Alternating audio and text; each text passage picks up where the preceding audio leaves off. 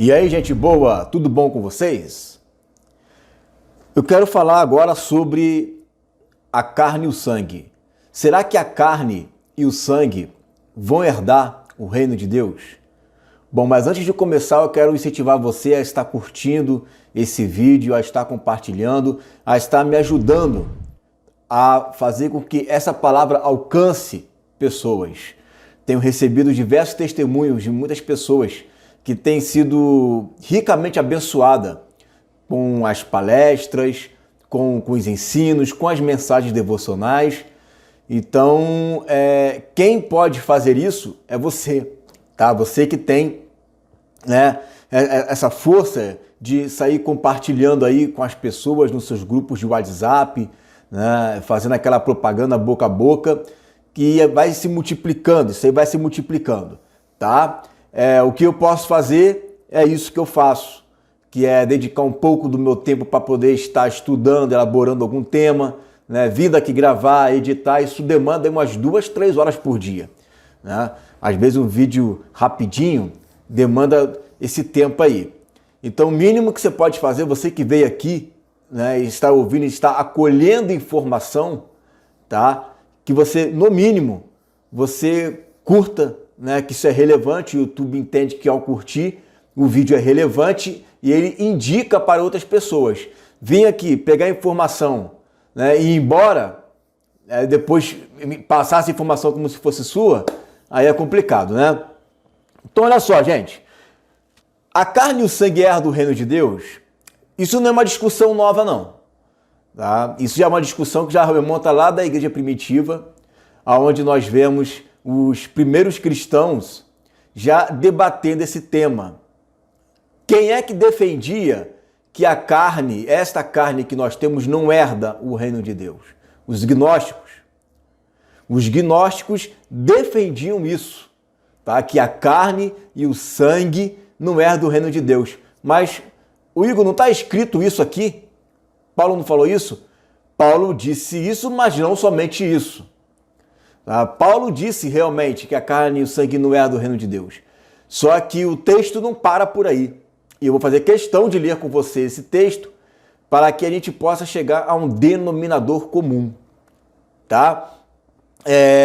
Quem também ensina sobre isso? Além dos gnósticos, tem o preterismo, para você ver, né? Cristãos ensinando que não haverá a ressurreição do corpo. E também as testemunhas de Jeová. Tá? Então vamos ler o texto e vamos raciocinar um pouquinho sobre essa passagem aqui. Olha só.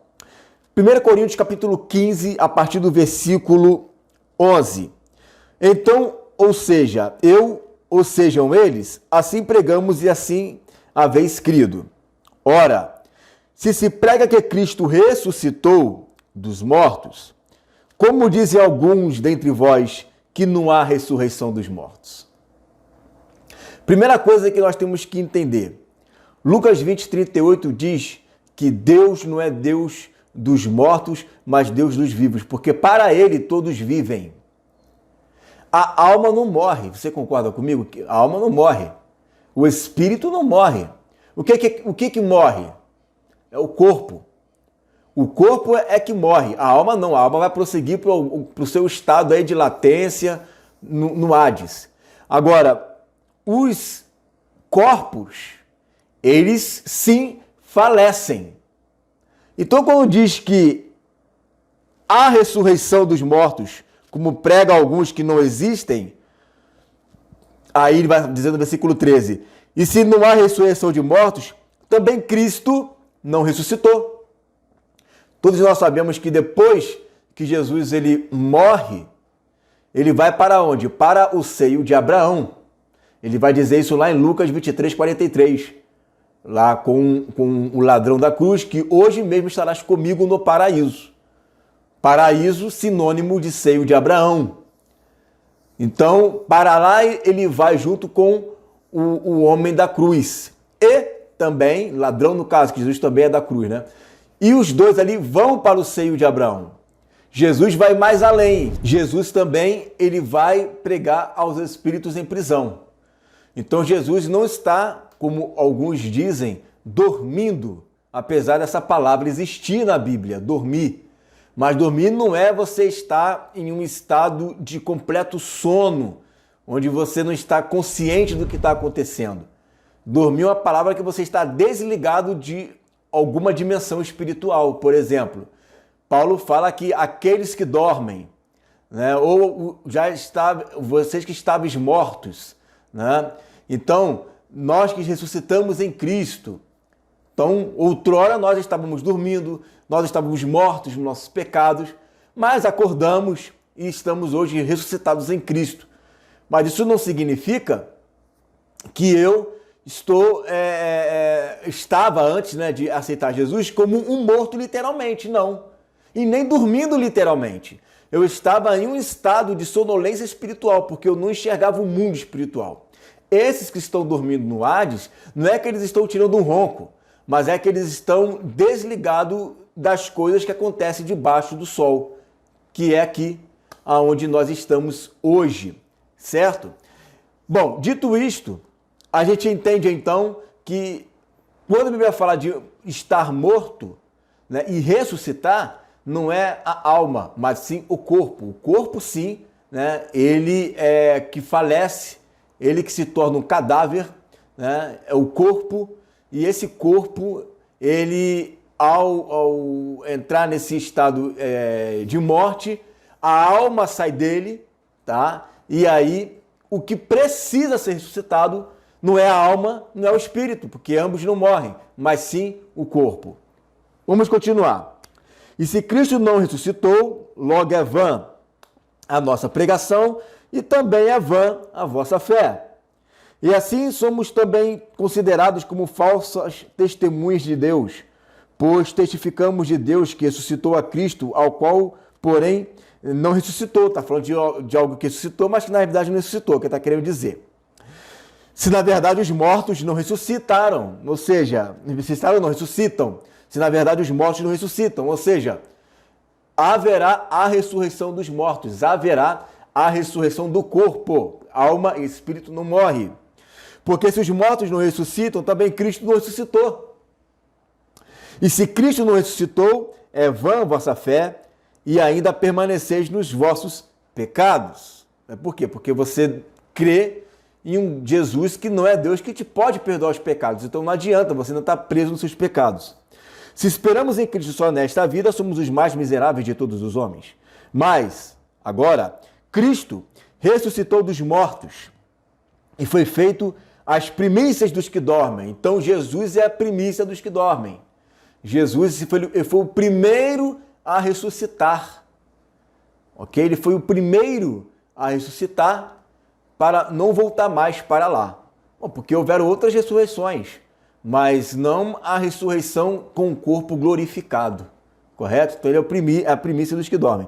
Porque assim como a morte veio por um homem, também a ressurreição dos mortos veio por um homem. Olha aí.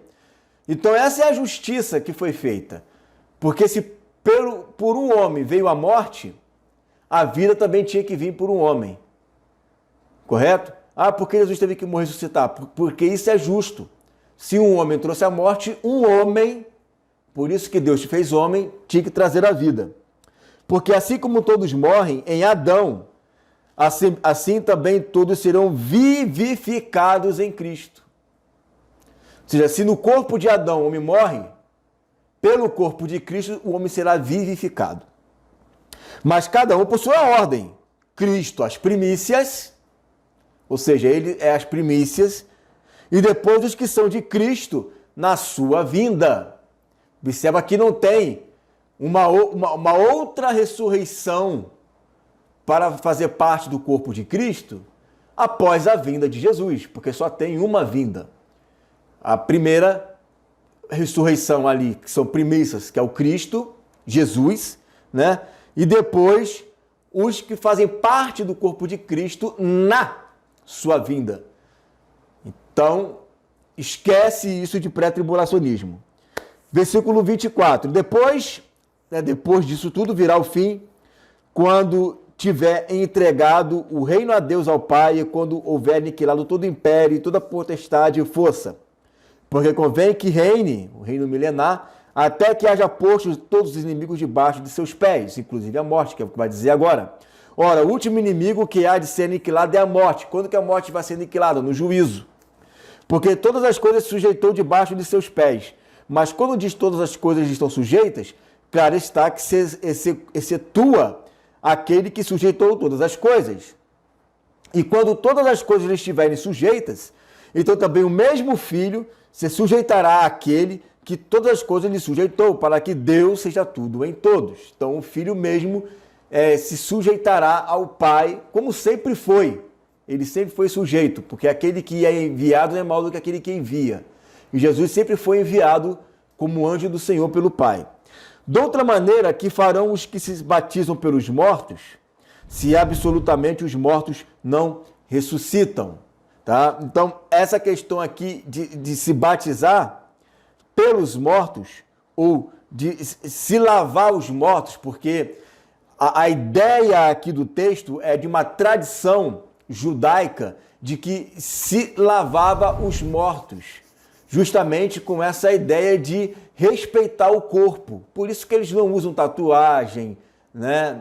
Não é pecado você sair cortando o seu corpo, né? O judeu tem essa crença justamente por respeito aos mortos. E quando se ia fazer o embalsamento ali do corpo, ou mesmo, né, colocar o corpo na sepultura, eles lavavam os mortos, tá? Lavava-se o corpo dos mortos. E aí, Paulo está perguntando, para que você vai lavar o corpo do morto se não há ressurreição? Se não há ressurreição, para que você vai fazer isso? Né? Você vai jogar água nele. Né? Versículo 30. Porque estamos nós também a toda hora em perigo. Eu protesto que cada dia morro gloriando-me em vós, irmãos, por Cristo Jesus, nosso Senhor. Se como homem combati em Éfeso contra as bestas, que me aproveita isso se os mortos não ressuscitam? Comamos e bebamos, que amanhã morreremos. Não vos enganeis, as más conversas corrompem os bons costumes. Vigiai justamente e não pequeis, porque alguns ainda não têm um conhecimento de Deus. Por quê?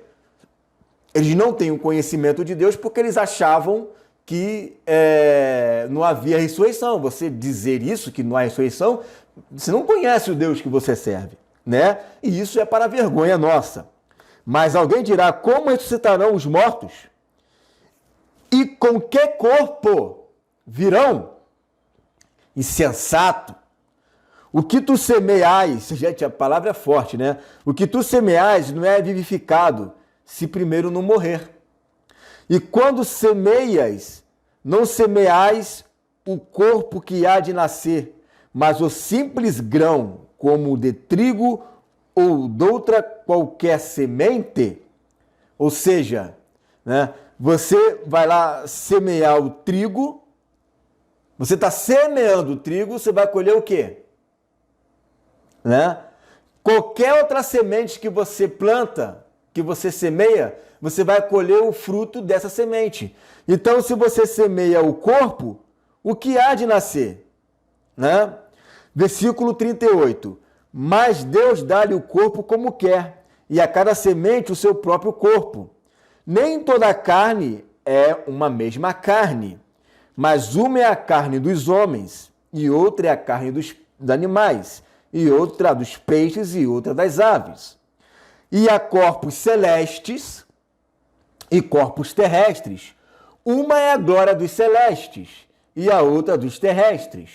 Uma é a glória do sol, e outra a glória da lua, e outra a glória das estrelas, porque uma estrela difere em glória de outra estrela.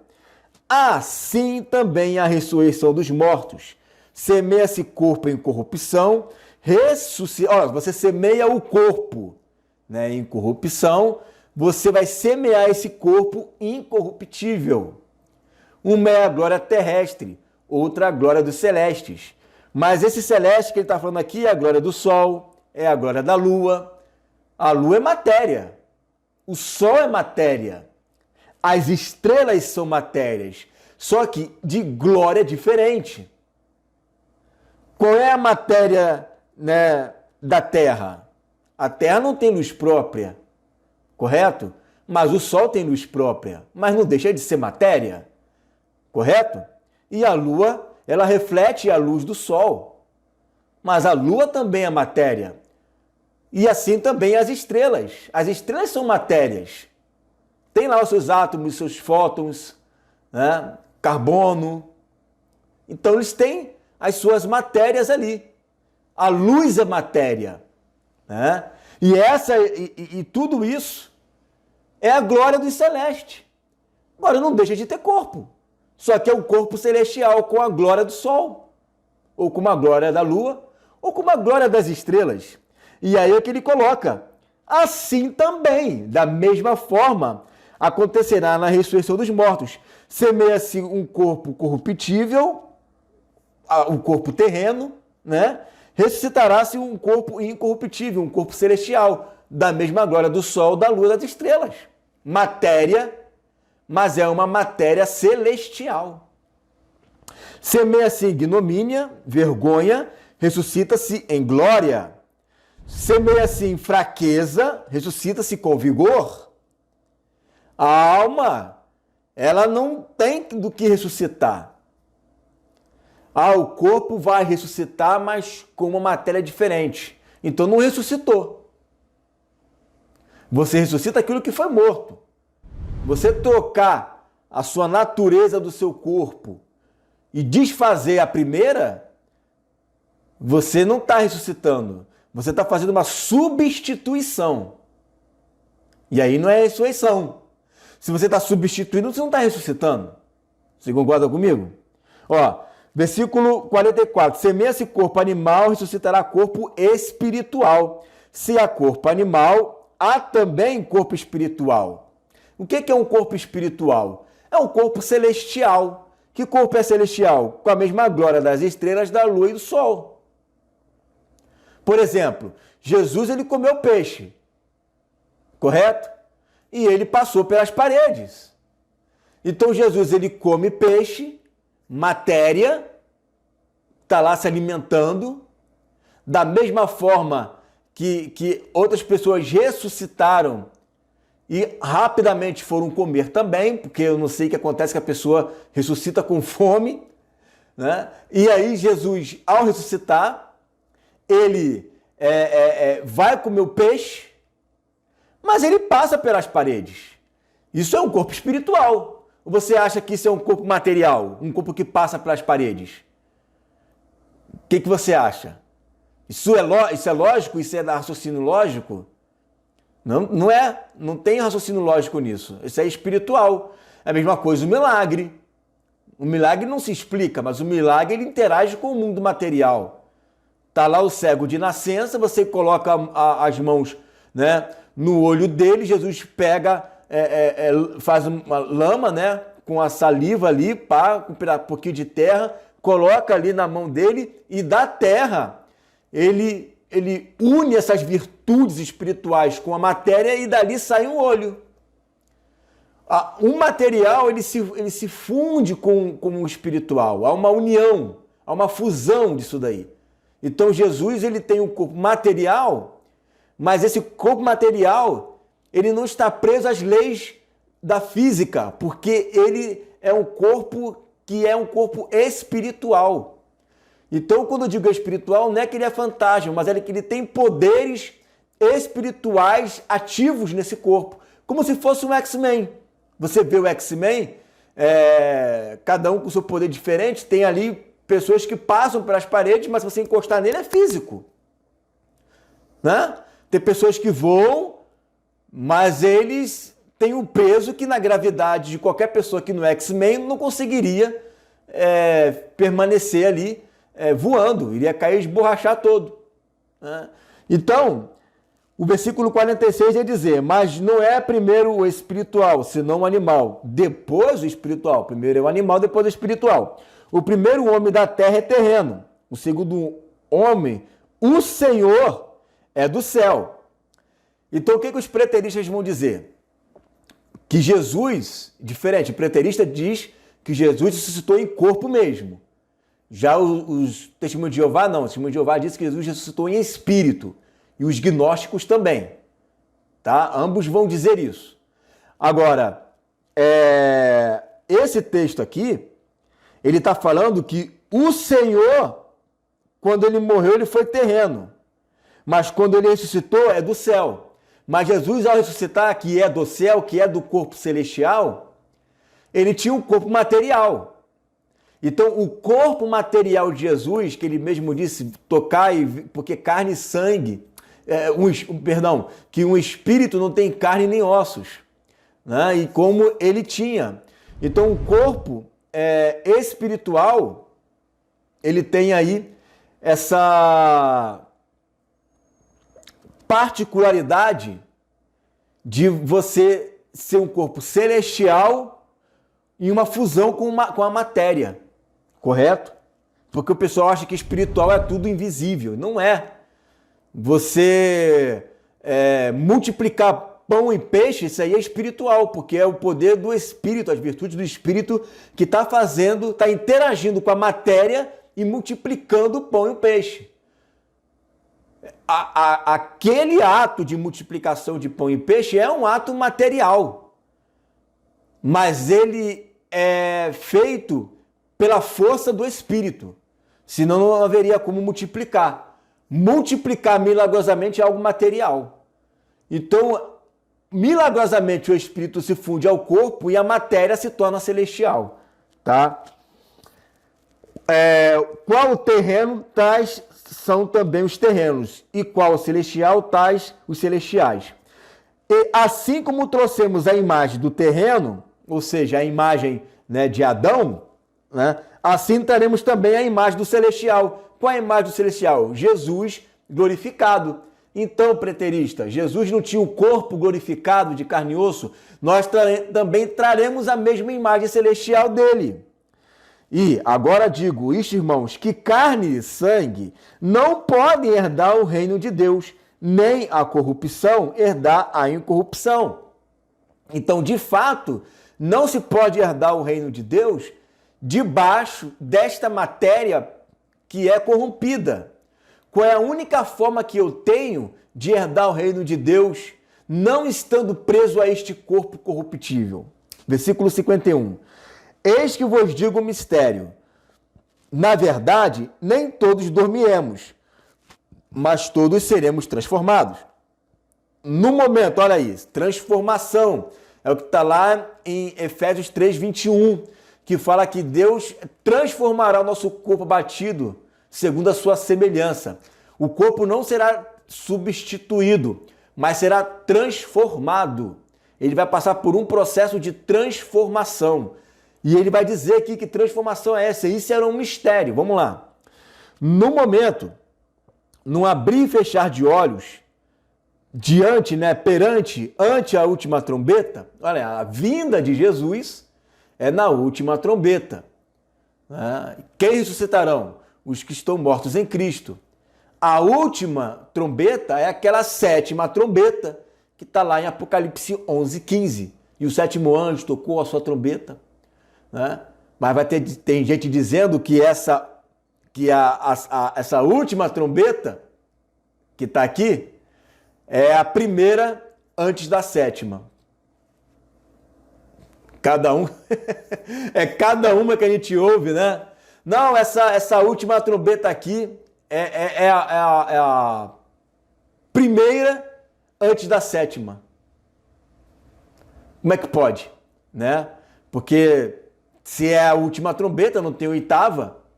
E se são 7 trombetas, logo está que se linka à sétima trombeta do Apocalipse capítulo 11:15.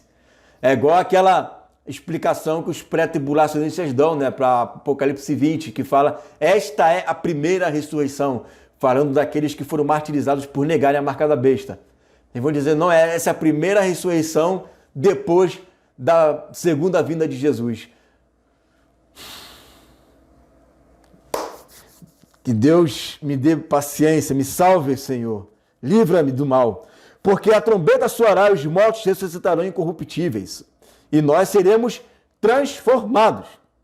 Porque convém que isto que é corruptível convém que isto que é corruptível seja revestido. O que é revestir, gente? Olha só, a minha mão está aqui, ó, eu vou revestir ela, estou revestindo, ó, revesti. A mão continua aqui, mas ela foi revestido, tá? E haverá um revestimento. A palavra aqui é como se colocasse uma capa por cima, um casaco por cima, né? Eu estou revestindo, estou colocando algo por cima. Eu estou sendo impermeabilizado, incorruptibilizado, tá? Revestido da incorruptibilidade. E isto que é mortal se revista da imortalidade. Então haverá um revestimento.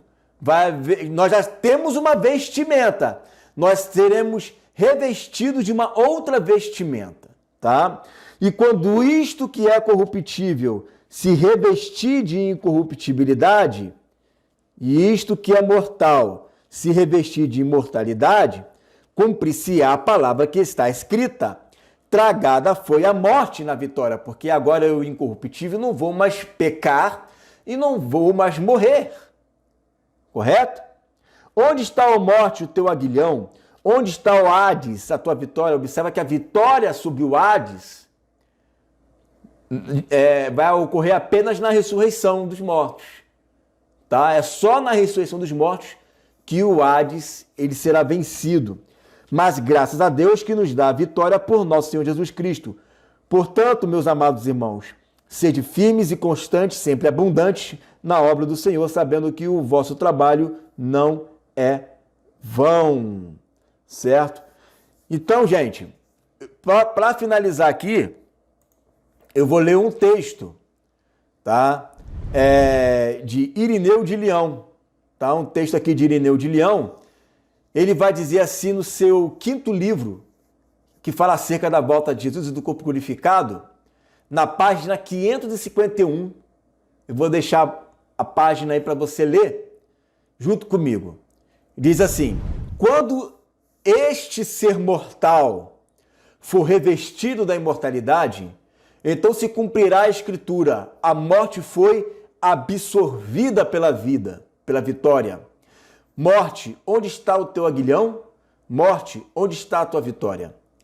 Estas palavras estão certas quando esta carne mortal e corruptível, entregue à morte e humilhada pelo poder dela, revestida de incorruptibilidade e de imortalidade, voltará à vida. Então, essa aqui é a ideia da igreja primitiva. Isso aqui é um escrito de Irineu de Leão no seu livro Contra as Heresias, um livro escrito motivado a combater o gnosticismo. Voltará à vida, vai voltar à vida esse corpo. Porque então verdadeiramente será vencida a morte. Quando esta carne que estava em seu poder se lhe subtrairá. Entendeu? Ele diz ainda aos filipenses: a nossa vida está no céu, de onde esperamos como Salvador o Senhor Jesus, que transformará o nosso pobre corpo, tornando-se conforme ao seu corpo glorioso pela ação do seu poder. Olha aí, haverá uma transformação do nosso corpo semelhante ao corpo de Jesus. Você não fala para mim que Jesus ele está ressuscitado em corpo, porque ele não tinha pecado e por isso o corpo dele adentrou a eternidade? Mas o que a Escritura nos ensina, e que também a fé da igreja primitiva, era que o corpo nosso que ressuscitará será na semelhança do corpo ressuscitado de Jesus. Tá? Olha só, qual é este corpo que o Senhor transformará? Tornando-se semelhante ao seu corpo glorioso. Evidentemente, o corpo carnal que é aviltado no sepulcro, claro, é evidente, ó. Evidentemente o corpo carnal que é aviltado no sepulcro, evidente. A transformação dele consiste nisso, que de mortal e corruptível é tornado imortal e incorruptível, não pela sua natureza, mas por obra do Senhor, que pode revestir de imortalidade o que é mortal, e de incorruptibilidade o que é corruptível. Por isso diz na segunda carta aos Coríntios, para que o mortal seja absorvido pela vida. Ora, quem nos dispôs para isso é Deus, que nos deu o penhor do Espírito. evidente que aqui ele fala da carne, pois nem a alma nem o espírito são mortais. O que é mortal será absorvido pela vida. Quando a carne já não morta, mas perpetuamente vive e incorrupta, glorificará a Deus que, deste modo, nos tornou perfeitos para obter esta perfeição oportuna. E exorta aos coríntios: glorificai a Deus nos vossos corpos, pois Deus é o autor da incorruptibilidade. A prova de que fala do corpo de carne e não de outro corpo qualquer está no que se diz aos coríntios de forma precisa e sem ambiguidade. Sem cessar e por toda parte trazemos em nosso corpo a morte de Jesus, a fim de que também a vida de Jesus se manifeste em nosso corpo. Embora estejamos vivos, somos sempre entregues à morte por causa de Jesus, a fim de que também a vida de Jesus se manifeste em nossa carne mortal. Olha aí, gente. Isso aí é a fé da igreja primitiva. Pregar naquela época que a ressurreição, e até hoje também, tá? Que a ressurreição não é no corpo físico, mas é num corpo espírito, ou num corpo fantasma, é heresia. É heresia. Isto é heresia. Tá? Então, eu fiz aqui um apanhado. Se eu deixei alguma dúvida, comente aí, tá? Compartilhe esse vídeo, certo? E qualquer dúvida que você tiver, pode fazer a pergunta aí. E vou gravar mais vídeos falando sobre isso, usando outros textos, como esse que tem aqui, que eu vou usar ainda para poder falar sobre o nosso corpo glorificado. Irmãos, isso é beabá do cristão. Por incrível que pareça, esse assunto é leite. Esse assunto é leite. Hebreus capítulo 6 fala que isso é rudimento da fé. Juízo eterno e ressurreição dos mortos. Então esse assunto o cristão tem que estar sabendo de cor. Tá? Porque isso é o básico da fé cristã. Tá? Por isso que Paulo ele repreende. Vocês são os insensatos por não saber isso daqui. Né? Então, gente, vamos estudar a palavra e vamos nos defender desses hereges que se levantam contra a palavra de Deus. Amém? Fique com essa palavra em nome de Jesus.